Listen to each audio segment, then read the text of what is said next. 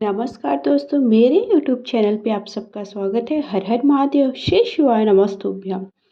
तो शरद पूर्णिमा की पूजा कैसे करनी, चंद्रमा की पूजा कैसे करनी, चंद्रमा की पूजा किस दिन करनी है, साथ ही साथ व्रत की कथा क्या है, पूजा से जुड़ी हुई संपूर्ण जानकारी, क्योंकि इस दिन चंद्र ग्रहण लग रहा है तो आपको कैसे पूजा करनी चाहिए, कब पूजा करनी चाहिए, खीर कब आपको रखनी है या नहीं रखनी, ये सारी जानकारी मैंने पहले ही आप सबको दे दी है। वीडियोस आप सबके साथ शेयर कर दिया, आप सबने नहीं देखा है तो लिंक डिस्क्रिप्शन बॉक्स पर होगी, साथ ही साथ पूरे वीडियोस आप सबको मेरे चैनल पर मिल जाएंगे।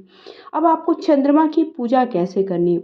सबसे पहली बात, चंद्रमा की पूजा देखिए आपको 28 तारीख को नहीं करनी है, ये पूजा आपको 27 तारीख को ही करनी है। अगर आप करना चाहते हैं तो, नहीं करना चाहते हैं तो ठीक है, आप स्किप कर सकते हो। लेकिन 28 तारीख को, क्योंकि 4 बजे के बाद आप सबका सूतक लग रहा है, इसलिए आप सूतक काल में ना ही पूजा कर सकते हैं, ना ही पूजा से जुड़े हुए कोई भी कार्य कर सकते हैं, केवल आप व्रत रख सकते हैं। तो अब आपको पूजा कैसे करनी है, मतलब अगर आप चंद्रमा की पूजा कर रहे हैं तो चंद्रमा की पूजा किस तरह से करनी है, उनको कैसे अर्घ देना है।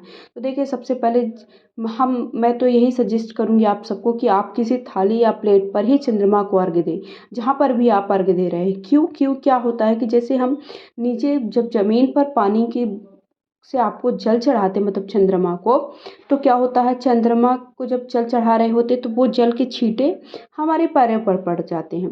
तो हम वो बिल्कुल भी सही नहीं, क्योंकि हम चंद्रमा को, भगवान को हमने अर्घ दिया और भगवान के पानी हमारे पैरों के पास जाए, तो वो बिल्कुल भी शुभ नहीं होता। उसके साथ साथ कई लोग वहाँ से गुजरते हैं तब भी वो पानी पैरों पर जाता है, तो उससे बहुत ही ज़्यादा अशुभ और वो सही नहीं है। तो आपको क्या करना है, आप इस तरह से थाली या प्लेट पर चंद्रमा से आप पूजा कर सकते। सबसे पहले आप उस पर एक स्वास्तिक बना सकते हैं, अगर आप बनाना चाहें।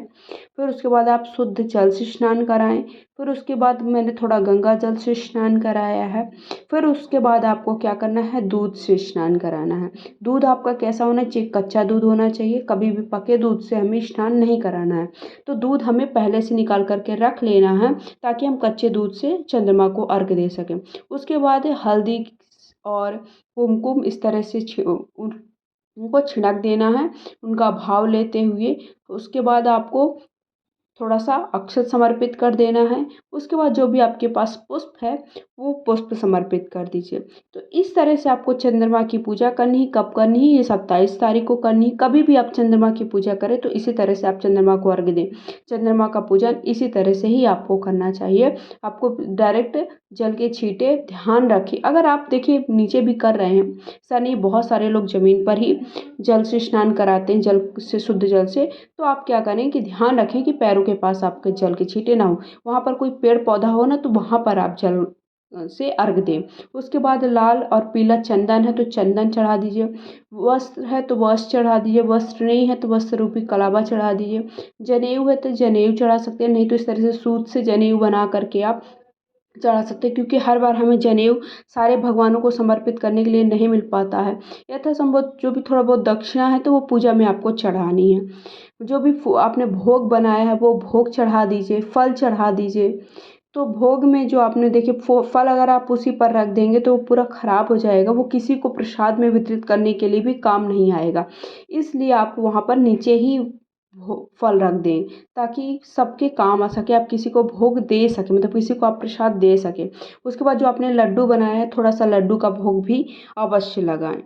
तो इस तरह से आपको देखिए चंद्र भगवान की पूजा करना, चंद्रमा को अर्घ इस तरह से देना है, चाहे वो करवा चौथ में हो, चाहे वो कोई भी चतुर्थी हो।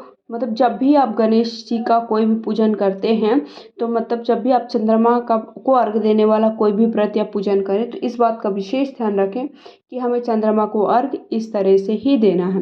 लेकिन 28 तारीख को किसी भी मतलब आप बिल्कुल भी भूल कर भी चंद्रमा को अर्घ या खीर का प्रसाद ना रखें, क्योंकि उसका कोई मतलब नहीं है। सूतक काल में वो, और शुभ होने की जगह वो अशुभ संकेत देते हैं, वो अमृत होने की जगह विष का कारण बन सकती है, इसलिए ऐसा ना करें। वीडियो पसंद है लाइक शेयर करके चैनल सब्सक्राइब करें।